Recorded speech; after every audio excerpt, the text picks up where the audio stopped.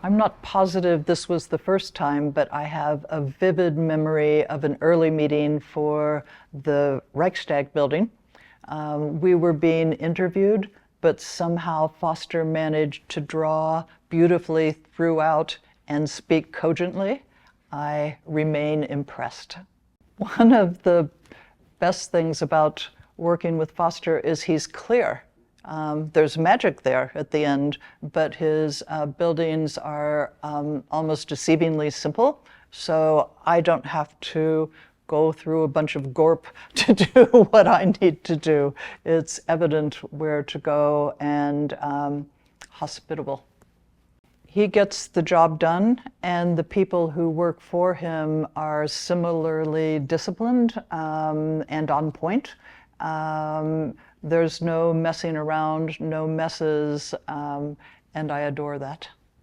And I would say, in addition to all the discipline, or at the end of all the discipline, the results are surprising. So it's not boxed. It, at the end, blooms. I'm most familiar with light in the Reichstag building. Foster put glass at the top and on the sides, and this glass literally lets people see government at work, provides literal transparency and metaphorical transparency.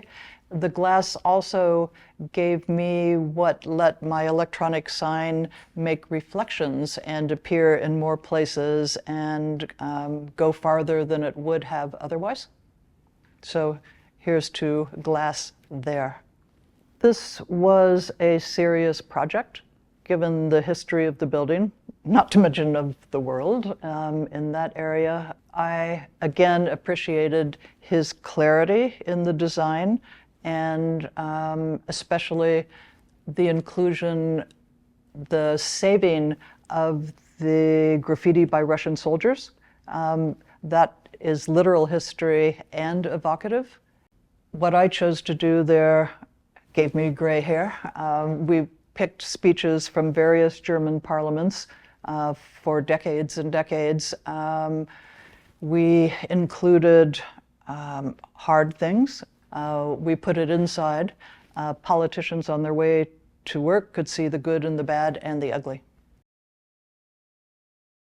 I had a meeting with Foster and with the boss of Comcast, and I sat back and watched as if it were a World Cup event.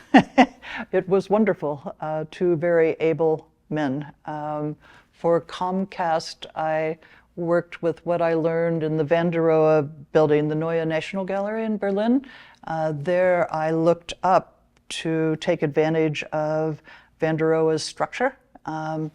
I took something of that to Philadelphia and put lots of white light on the ceiling there. And again, a glass wall let the text extend, or seem to extend, much farther than it would have otherwise, especially at night when it's dark. The glass became a mirror, and it let the content seem to go almost to infinity.